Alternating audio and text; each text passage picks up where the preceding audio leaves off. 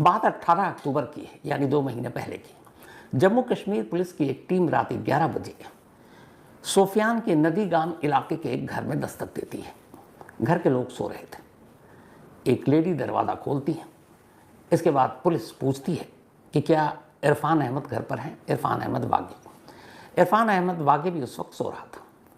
इसके बाद पुलिस इरफान अहमद वागे को जगाती है और अपने साथ उसे लेकर थाने पहुंच जाती है। इरफान अहमद वागे श्रीनगर के पास नौगाम की एक मस्जिद में इमाम था और उसे लोग वहाँ के मुफ्ती कहकर पूरा बुलाया करते थे। उम्र सिर्फ 24 साल। तीसरी क्लास तक इरफान अहमद ने पढ़ाई की। इसके बाद फिर उसने धार्मिक शिक्षा ली और फिर पहुँच गया देवबंद, वहाँ से मुफ्ती की तालीम लेने के लिए। यानी स्कूलिंग के हिसाब से सिर्फ तीसरी क्लास तक ये पढ़ा था। तो 18 अक्टूबर की रात जम्मू कश्मीर पुलिस अब इरफान अहमद यानी मुफ्ती इरफान अहमद को अपने साथ ले जा चुकी है। 24 घंटे बीतते नहीं है कि 19 अक्टूबर को अचानक उसी नौगाम में जिस मस्जिद में मुफ्ती इरफान अहमद काम करता था, नमाज़ पढ़ाता था, उसके इर्द गिर्द और वहाँ की कुछ दुकानों में उसके बाहर एक पोस्टर दिखाई देता है जो रात के अंधेरे में किसी ने चिपकाया था। उस पोस्टर पर इंडियन फोर्सेस के बारे में तमाम बुरी बातें लिखी हुई थी। इसी पोस्टर को लेकर जम्मू कश्मीर पुलिस अपनी जांच शुरू करती है। अब जैसे ही मुफ्ती इरफान अहमद की गिरफ्तारी होती है, इसके बाद उससे पूछताछ के बाद अब धड़ाधड़ कुछ और गिरफ्तारियां होती हैं। इनमें से एक था आरिफ निसार डार, दूसरा यासिरुल अशरफ और तीसरा मकसूद अहमद डार। ये तीनों उसी जो जहाँ का ये रहने वाला था, सोफियान के नदीगाम एरिया का, उसके पड़ोसी थे। अब इन सब से पूछताछ करने के बाद धीरे धीरे फिर आगे ऑपरेशन चलता है। अब सवाल ये है कि मोहम्मद इरफान अहमद वागे का इस पूरे मॉड्यूल में क्या लेना देना। एक तीसरी क्लास तक पढ़ा शख्स जो फिर धार्मिक शिक्षा लेता है और उसके बाद मुफ्ती की पढ़ाई करता है। तो ये पहली कड़ी थी, एक क्लरिक, एक इमाम, एक मुफ्ती, जिसके ज़रिए इस पूरे ऑपरेशन का खुलासा हुआ था। इसी इरफान अहमद वागे के बयान के बाद धीरे धीरे जम्मू कश्मीर पुलिस के सामने कुछ नाम आते हैं और उनमें से एक था डॉक्टर मुजम्मिल का। डॉक्टर मुजम्मिल, जिसको इरफान अहमद जानता था। डॉक्टर मुजम्मिल श्रीनगर के जिस हॉस्पिटल में जब नौकरी करता था, तब एक रोज़ यही मुफ्ती इमाम अहमद एक पेशेंट को लेकर उस हॉस्पिटल में गया और वहाँ उसकी मुलाकात डॉक्टर मुजम्मिल से हुई। और फिर ये मुलाकात धीरे धीरे एक ऐसे नापाक रिश्ते में बनता चला गया जिसका अंजाम आने वाले दिनों में हमको देखने को मिला। तो ये पहला मुफ्ती था इरफान अहमद, जिसका ताल्लुक़ कश्मीर से था और जिसके बाद इस पूरे मॉड्यूल का खुलासा हुआ। फिर धीरे धीरे जम्मू कश्मीर पुलिस ने जांच की। जांच करने के बाद एक एक कर फिर डॉक्टरों का नाम सामने आया। डॉक्टर मुजम्मिल, फिर डॉक्टर अदील, फिर डॉक्टर शाहीन, फिर डॉक्टर उमर। तो ये जो सारे खुलासे होते गए, असल में इसकी शुरुआत डॉक्टर इरफान अहमद से हुई थी, मुफ्ती से। इरफान अहमद मुजम्मिल का जानकार बना हॉस्पिटल से, और उसी हॉस्पिटल में जब वो पहली बार मरीज़ को लेकर गया, जब जान पहचान हुई, वहीं से उसने मुजम्मिल का ब्रेन वॉश करना शुरू किया। अब कश्मीर का ये चैप्टर ख़त्म होता है, उसके बाद एक दूसरा चैप्टर शुरू होता है कश्मीर से करीब 800 किलोमीटर दूर फरीदाबाद में। फरीदाबाद के धौज एरिया में एक और मौलाना, एक और इमाम, और इस इमाम का नाम मौलाना इश्तियाक अहमद। इश्तियाक अहमद का संबंध सीधे अल-फलाह यूनिवर्सिटी से, जिस यूनिवर्सिटी में डॉक्टर मुजम्मिल, डॉक्टर उमर और डॉक्टर शाहीन नौकरी करते थे। ये मौलाना इश्तियाक उसी अल-फलाह यूनिवर्सिटी के अंदर एक मस्जिद है जिसमें इमाम की नौकरी करता था। इसकी सैलरी थी 10,000 रुपये। बाकी कुछ दूध का बिजनेस था, उससे भी पैसे आ जाते थे। इसी मौलाना इश्तियाक का एक घर था धौज में, जो उसने किराए पर दिया था डॉक्टर मुजम्मिल को, और ये वही घर था जहाँ से 350 किलो अमोनियम नाइट्रेट 9 नवंबर को बरामद हुआ। मौलाना इश्तियाक भी डॉक्टर मुजम्मिल का करीबी था। तो कश्मीर का एक मौलाना और फरीदाबाद का एक मौलाना, और इन दोनों का सीधे कनेक्शन डॉक्टर मुजम्मिल से। एक ने ब्रेन वॉश किया, दूसरे ने मिशन या ऑपरेशन को आगे बढ़ाने के लिए ठिकाना दिया, जगह दिया, अपना घर दिया, जिस घर में धीरे धीरे करके अमोनियम नाइट्रेट की शक्ल में बारूद का जखीरा जमा किया जा रहा था। तो इस पूरी कहानी में जैश ए मोहम्मद का नाम बेशक है, डॉक्टरों की एक पूरी टीम गुट है जिसको भर्ती किया गया, लेकिन इन दो लोगों का रोल सबसे बड़ा था। कश्मीर के मुफ्ती इरफान अहमद का और फरीदाबाद के मौलाना इश्तियाक का, क्योंकि इन दोनों ने आगे का काम ब्रेन वॉश करना या फिर रेडिकलाइज करना, ये काम इन्होंने अपनी तरफ से अंजाम दिया। और इन दोनों के परिवार वालों को ये पता ही नहीं कि ये इन लोगों के असल में पीछे का काम क्या है। हालांकि इरफान अहमद के बारे में ये है कि पुराना ताल्लुक़ रहा है कुछ आतंकवादी संगठन के आतंकवादियों से। जो फरीदाबाद का इमाम है, जो अल-फलाह यूनिवर्सिटी के अंदर कैंपस में मस्जिद में नमाज़ पढ़ाता है, वो असल में मेवात का रहने वाला है और इसी मेवात के करीब नू से भी अमोनियम नाइट्रेट एक भारी मात्रा में ख़रीदा गया था। इन दोनों के बारे में जब पता चला तो जम्मू कश्मीर पुलिस पहले तो 18 अक्टूबर को गिरफ्तार कर ही चुकी थी इरफान अहमद को। उसके बाद जब फरीदाबाद में दबिश डाली गई तो फिर मौलाना इश्तियाक को भी पकड़ा गया और इन दोनों को ले जाया गया। अब सवाल ये, इन दोनों ने क्या रोल प्ले किया इस टेरर के नए मॉड्यूल के लिए कि तुम कुछ नया प्लान करो। और सबसे हैरत की बात यह है कि एक तीसरी क्लास तक पढ़ा हुआ शख्स, एक मेडिकल प्रोफेशनल डॉक्टर जो MBBS है, MD है, उसका ब्रेन वॉश कैसे कर सकता है, उसको गुमराह कैसे कर सकता है। मतलब अगर इतने पढ़े लिखे लोग गुमराह हो सकते हैं तो फिर अंदाज़ा लगाइए बाकी का क्या होगा। और कहते हैं कि अगर एक शख्स को आप गुमराह कर दें, उसका ब्रेन वॉश कर दें, उसको रेडिकलाइज कर दें, तो फिर वो शख्स और भी ख़तरनाक हो जाता है, क्योंकि वो न जाने आगे कितने ऐसे लोगों को कर सकता है, क्योंकि वो खुद पढ़ा लिखा है। कुछ ऐसी एक्सपर्ट से मैंने ये बात करके जानने की कोशिश की इन लोगों का ब्रेन वॉश होता कैसे। हालांकि बहुत पहले जब पार्लियामेंट अटैक हुआ और अफजल गुरु का इंटरव्यू किया था, तब भी मैंने ये सवाल पूछा था और अफजल गुरु ने तब कहा था कि वो तो मेडिकल इक्विपमेंट्स का काम करता है, वो सारा अपने बिजनेस में लगा रहता है। फिर उसे कुछ लोगों ने परेशान किया और फिर एक मौलाना ने उसका ब्रेन वॉश कर दिया और इसीलिए वो इन आतंकवादियों की मदद करने लगा। अफजल गुरु भी बेहद पढ़ा लिखा था और यहाँ तो इस टीम में जितने हैं, doctor Muzammil, doctor Umar, doctor Adeel, ये सब MBBS MD, इनमें से तो कुछ नीट के टॉपर हैं कश्मीर के। एक तीसरी क्लास पढ़ा हुआ शख्स MBBS और MD जैसी काबिलियत रखने वाले इतने पढ़े लिखे लोगों को कैसे गुमराह कर सकता है। तो जितने जानकार थे, जब उनसे बात की तो उनका कहना था कि असल में जो पढ़े लिखे शख्स होते हैं उनको गुमराह करना ज़्यादा आसान होता है। मेरी सोच अलग थी, पर उन्होंने उल्टा बताया।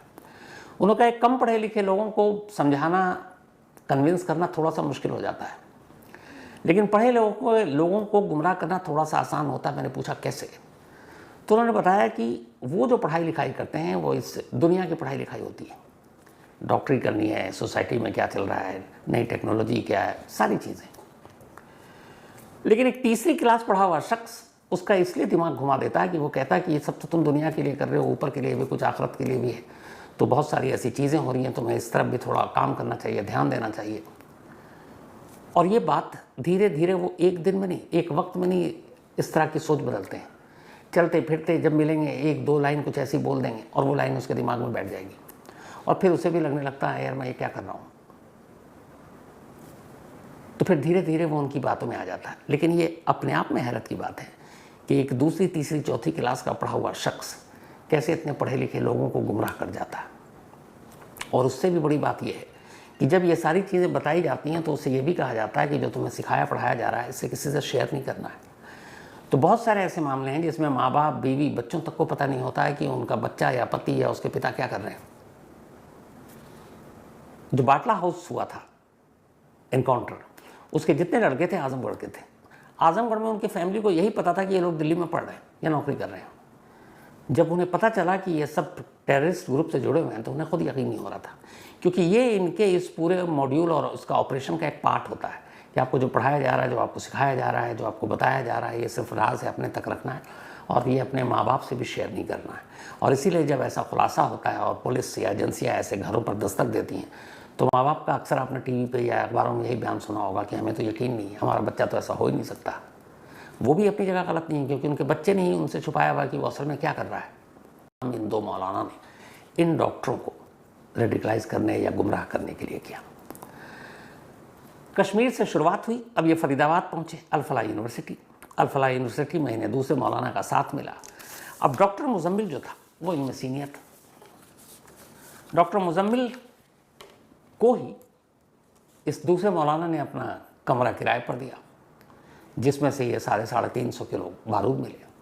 अब डॉक्टर मुजम्मिल इसी कमरा किराए पर लिया, लेकिन असल में वो हॉस्टल में रहता था अल-फलाह यूनिवर्सिटी के।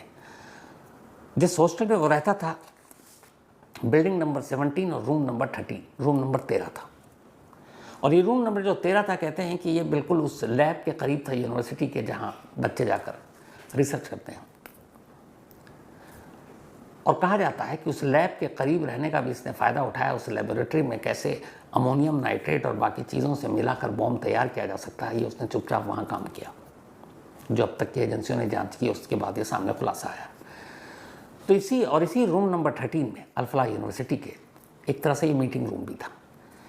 डॉक्टर मुजम्मिल चूँकि वहीं रहता था, डॉक्टर उमर चूँकि वहाँ नौकरी करता था, डॉक्टर शाहीन वहीं नौकरी करती थी। तो इन लोगों की और इनके ग्रुप से जुड़े हुए बाकी लोगों की जब भी कोई सीक्रेट मीटिंग होती थी तो इसी रूम नंबर 13 में अल-फलाह यूनिवर्सिटी की होती थी। फिर इन्होंने धीरे धीरे जब ये सब काम करना शुरू किया तो जो अब तक की इन्वेस्टिगेशन है उसके हिसाब से जुलाई और अगस्त से इन्होंने अब बारूद का ज़ख़ीरा इकट्ठा करने का प्लान बनाया। अब आजकल उन्हें पता है RDX या फिर PTN, इस तरह की चीज़ें लाना, ढोना, उसको ट्रांसपोर्ट करना बड़ा जोखिम भरा काम है। तो इन्होंने कहा कुछ नया तरीका अपनाते हैं। तब इनके दिमाग में आया क्यों ना अमोनियम नाइट्रेट यानी एनफो का इस्तेमाल करते हैं इस ब्लास्ट में। एनफो मीन्स अमोनियम नाइट्रेट और फ्यूल ऑयल। अब ये वो चीज़ है अमोनियम नाइट्रेट जो मार्केट में बड़े आसानी से मिल जाती है। उसकी वजह है असल में इसका इस्तेमाल या तो खेती बाड़ी के लिए किसान करते हैं खाद के तौर पर, या फिर खदानों में एक तय जगह पर ब्लास्ट के लिए भी इसका इस्तेमाल किया जाता है। मुश्किल से 100-200 रुपये किलो जो है ये आसानी से मिल जाता है। हालांकि अमोनियम नाइट्रेट से बहुत सारे ऐसे आतंकवादियों ने इसका इस्तेमाल किया। उसके बाद इसकी ख़रीद फरोख्त को लेकर बहुत सारी बंदिशें भी लगाई सरकार ने। अब यह है कि अगर कोई किसान खरीदता है तो उसका आधार कार्ड लेना पड़ेगा, एक तय मात्रा से आप उसको ज़्यादा देंगे नहीं। उसका जो ट्रांसपोर्टेशन होगा उसकी भी जान पहचान होनी चाहिए, उसमें GPS लगा होना चाहिए। ये सारे रूल्स हैं अमोनियम नाइट्रेट के लिए, क्योंकि अमोनियम नाइट्रेट के लिए ये सारी इसलिए चीज़ें हैं कि है तो ये खाद के तौर पर इस्तेमाल होने वाला या खदानों में ब्लास्ट करने के लिए, लेकिन कहीं अगर आपने इसका डीजल, केरोसिन तो ऑयल या हाइड्रोकार्बन जैसी किसी भी ईंधन सोर्सेस के साथ इसका इस्तेमाल किया तो किसी भी बॉम्ब से के बराबर ही घातक हो सकता है। और ऐसे कई इंसिडेंट हुए। अपने देश में अमोनियम नाइट्रेट से इससे पहले हमला हो चुका है। एक पुणे में जर्मन बेकरी में ब्लास्ट हुआ था, ये बात है 2010 की, जिसमें 18 लोगों की मौत हुई थी। इस जर्मन बेकरी में पहली बार अमोनियम नाइट्रेट का इस्तेमाल किया गया था ब्लास्ट के लिए, उसी फ्यूल ऑयल के साथ। इसके बाद 2011 में मुंबई में एक ट्रिपल ब्लास्ट हुआ था, ओपेरा हाउस, जावेरी बाज़ार और दादर में। इसमें भी कहते हैं कि इसमें तब RDX के साथ अमोनियम नाइट्रेट का इस्तेमाल किया गया था। ये दूसरा इंसिडेंट था। इससे पहले 2006 में मुंबई में ट्रेन ब्लास्ट हुआ था सीरियल, जिसमें से 200 से ज़्यादा लोग मारे गए थे। इसमें भी RDX के साथ अमोनियम नाइट्रेट का इस्तेमाल किया गया था। और कई अमोनियम नाइट्रेट तो ऐसे थे जो फ्यूल के साथ टिफिन बॉक्स में बॉम्ब बनाया गया था, जिसका इस वजह से नुकसान हुआ। और अपने देश में नहीं, पूरी दुनिया में अमोनियम नाइट्रेट का बहुत सारा इस्तेमाल हो चुका है। अमेरिका में ओक्लाहोमा शहर में इसी अमोनियम नाइट्रेट के ब्लास्ट में 168 लोगों की जान गई थी, और ये तब वहाँ पर अमोनियम नाइट्रेट से होने वाला सबसे ख़तरनाक ब्लास्ट था। इसके अलावा अभी 2020 में 5 साल पहले की बात है, जब बेरूत में कहते हैं कि करीब 3000 टन अमोनियम नाइट्रेट से ब्लास्ट किया गया था, जिसमें सैकड़ों लोगों की जान गई थी। अमोनियम नाइट्रेट अगर आप देखें तो जैसे एक वाइट हार्ड चीज़ होती है, गोल गोल सी, जैसे साबूदाना होता है। अगर आपने साबूदाना देखा होगा, बस समझ लीजिए उससे थोड़ा सा साइज़ में बड़ा, और इसको लाना ढोना सस्ता ईजिली मिल जाता है, और कायदे से इतने सारे इंसिडेंट हो चुके हैं कि उसको देखते हुए इसकी खरीद फरोख्त पर जो और बंदिश या नज़र रखनी चाहिए शायद वैसी है नहीं। कोई भी किसान, कोई भी जिसकी खदान में ब्लास्ट करना है वो आसानी से ख़रीद सकता है, और ये महंगा भी नहीं है, 200-300 रुपये किलो है। इस ग्रुप ने, इस मॉड्यूल ने जुलाई अगस्त से अमोनियम नाइट्रेट का ज़ख़ीरा किस्तों में ख़रीदना शुरू किया, और प्लान ये था कि एक आदमी एक ही दुकान से बार बार नहीं खरीदेगा। इन्होंने 3 लोकेशन चुने और उन 3 लोकेशन के कई दुकानों को चुना। उनमें एक था यही फरीदाबाद, दूसरा था गुरुग्राम और तीसरा था नूंह। इन 3 जगहों से 4 महीने में इन लोगों ने अमोनियम नाइट्रेट का ज़ख़ीरा ख़रीदना शुरू किया, 5 किलो, 10 किलो, 15 किलो, छोटे छोटे मकदार में, ताकि दुकानदार को भी शक ना हो। और ये ख़रीदते गए और लाकर जमा करते गए। डॉक्टर जो है मुजम्मिल, उसने जो इमाम इश्तियाक, उसका किराए का घर ही इसी मकसद से लिया था, क्योंकि ऑलरेडी वो हॉस्टल में अल-फलाह यूनिवर्सिटी के रूम नंबर 13 में, लेकिन उसे एक कमरा चाहिए था, और ये कमरा ऐसी जगह पर था कि जहाँ पर मतलब कोई शक भी नहीं कर सकता कि क्या है यहाँ पर। तो वो ला कर वो ज़ख़ीरा रखता था। अब अमोनियम नाइट्रेट का ज़ख़ीरा रखना भी कोई अपने आप में जोखिम भरा काम तो है नहीं, लेकिन फिर उसे लगा कि ज़ख़ीरा और ज़्यादा है, तो बाद में इसी मौलाना इश्तियाक के घर से, यहाँ से तो 350 किलो मिला, वहाँ से लगभग 2550 किलो, मतलब 2500 किलो से ज़्यादा इसी मौलाना इश्तियाक के घर पर जब दबिश डाली गई तो वहाँ से बरामद हुआ। तो 2900 किलो अमोनियम नाइट्रेट 4 महीने से जमा हो रहा है। लेकिन कमाल ये है, हमारी एजेंसियों को, पुलिस को इसकी भनक तक नहीं। इस मॉड्यूल ने जब काम करना शुरू किया, जब ये घाटी से निकले, अल-फलाह यूनिवर्सिटी आने का इनका मकसद तभी से था, क्योंकि ये पहले मुफ्ती इरफान अहमद के संपर्क में आ चुके थे। उसके बाद वहाँ से वो निकले। वहाँ से निकलने के साथ ही उन्हें टास्क मिल चुका था कि अपनी टीम बनाओ, और एक डॉक्टरों की टीम हो जिस पे लोगों को शक कम हो, ऑलरेडी इनका ब्रेन वॉश हो चुका है, और उसके बाद टारगेट बाद में बताया जाएगा। तो पहले बॉम्ब बनाना था। बॉम्ब के लिए नाइट्रोजन, अमोनियम नाइट्रेट का इन्होंने प्लान यूज़ करने का सोचा। उसको किसी भी डीजल, केरोसिन तेल या फिर पेट्रोल के साथ मिलाकर, फ्यूल ऑयल के साथ। अक्टूबर में जम्मू कश्मीर पुलिस पहली बार इस मौलाना को जब पकड़ती है, उसके बाद ये नवंबर का महीना। उससे पहले से करीब साल, 1.5 साल, 2 साल हो गए जब ये एक एक कर, एक सहारनपुर पहुंचता डॉक्टर अदील, बाकी के 2 पहुंचते हैं यहाँ अल-फलाह यूनिवर्सिटी। लेकिन किसी को भी इनकी टीम, इनके मॉड्यूल, इनके ऑपरेशन के बारे में भनक नहीं है। 2900 किलो बारूद, एक तरह से अमोनियम नाइट्रेट, इन्होंने जमा कर लिया, किसी को भनक नहीं। ये छोटी मात्रा नहीं है। अब कमाल ये कि जुलाई अगस्त से ये सब कुछ जमा कर रहे हैं। प्लान तो बहुत पहले से शुरू हो चुका, लेकिन अगर लास्ट 4 मंथ से कर रहे हैं। हमारी intelligence bureau, IB, Jammu Kashmir police को उस वक्त, दिल्ली पुलिस, हरियाणा पुलिस जिसके अंदर में फरीदाबाद आता है, किसी को पता नहीं। इसके बाद जब अक्टूबर से ये ऑपरेशन जम्मू कश्मीर पुलिस शुरू करती है, तो उसके बाद धीरे धीरे करके वो 9 नवंबर को फरीदाबाद पहुंचती है, और वहाँ से ये 2900 किलो अमोनियम नाइट्रेट मिलता है। लेकिन उस दिन के बाद भी फरीदाबाद पुलिस या दिल्ली पुलिस का रवैया देखें तो सुरक्षा में चूक है। इसका मतलब ये है कि हमारी जो आपसी इंटर स्टेट पुलिस के बीच में तालमेल होना चाहिए, जो इन्फॉर्मेशन का आदान प्रदान या शेयर करना चाहिए, शायद वो नहीं है। जम्मू कश्मीर पुलिस ने शायद पूरी इन्फॉर्मेशन दिल्ली पुलिस के साथ शेयर नहीं की, हरियाणा पुलिस ने शायद शेयर नहीं की। जम्मू कश्मीर पुलिस को जब पता चला कि अल-फलाह यूनिवर्सिटी और फरीदाबाद में ये पूरा मॉड्यूल नया काम कर रहा है, तब तक उन्होंने नहीं किया, क्योंकि फरीदाबाद पुलिस ने कोई ऑपरेशन नहीं किया था। 9 नवंबर को तब किया जब जम्मू कश्मीर पुलिस की टीम वहाँ पहुँची, और 9 नवंबर को भी जम्मू कश्मीर पुलिस और फरीदाबाद पुलिस का ये ऑपरेशन चल रहा है। नेक्स्ट डे दिल्ली में लाल किले के सामने धमाका होता है, यानी कि 24 घंटे पहले तक दिल्ली पुलिस को भी इस ऑपरेशन में शायद कोई इंटरेस्ट नहीं था, या उनको शेयर नहीं किया गया, उनको भरोसे में नहीं लिया गया। जब भी कोई टेरर अटैक होता है तो वो जगह चुनते हैं खास, जहाँ से उन्हें ज़्यादा पब्लिसिटी मिले।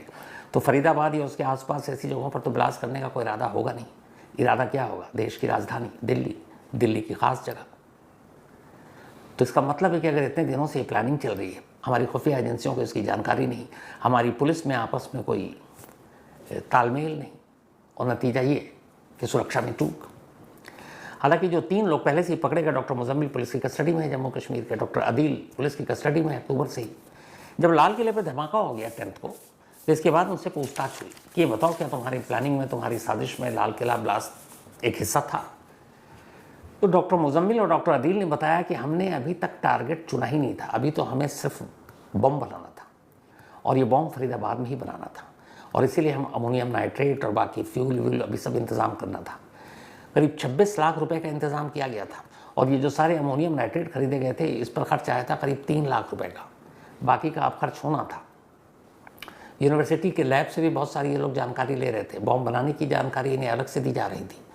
अब कुछ वक्त के अंदर इनको बॉम्ब बनाना था। सोचिए अगर सारे बॉम्ब तैयार होते तो, क्योंकि जो रिपोर्ट आई है फॉरेंसिक की वो ये है कि जो लाल किले के सामने I-20 कार में ब्लास्ट हुआ वो बॉम्ब प्री मैच्योर था और फुल्ली डेवलप नहीं था, मतलब आधा अधूरा था, तैयार नहीं हुआ था। तो अगर ये बॉम्ब तैयार होता तो क्या होता। मुजम्मिल और डॉक्टर अदील ने पुलिस को बताया, जम्मू कश्मीर पुलिस को, कि लाल किले के सामने कोई ब्लास्ट करने का हमारा आइडिया था नहीं, कोई प्लान था नहीं, लेकिन 24 अक्टूबर के बाद से वो डॉक्टर उमर के संपर्क में थे नहीं क्योंकि उमर भाग चुका था, तो ये पता नहीं था कि वो क्या कर रहा है।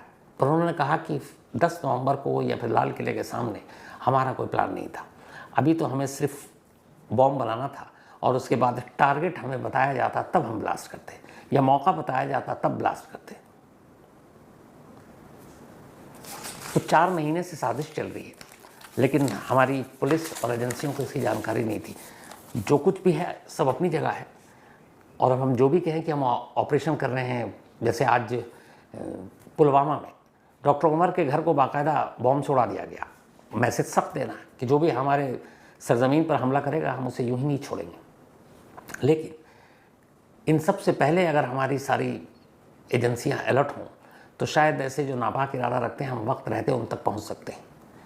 और आजकल मैं पर्सनली आपको बता रहा हूँ, मैंने ये देखा है कि आप स्टेट पुलिस की राइवलरी तो छोड़ दीजिए, with in a state police के अंदर राइवलरी है डिपार्टमेंट में, कि वो वाला इस केस को ना सुलझा ले, वो इस केस को ना क्रैक कर दे, मैं करूं ये केस हमें, मतलब आपस में ही इनमें कंपटीशन इस तरह के हैं कि जिससे बहुत सारा नुकसान हो सकता है। तो जो एक यूनिटी, एक टीम, या फिर ये है कि राष्ट्रहित में पहले ये सब मिल के काम करें, वहाँ श्रेय लेने, क्रेडिट लेने की होड़ ऐसी है कि कई बार सही सही इन्फॉर्मेशन एक दूसरे से शेयर तक नहीं करते।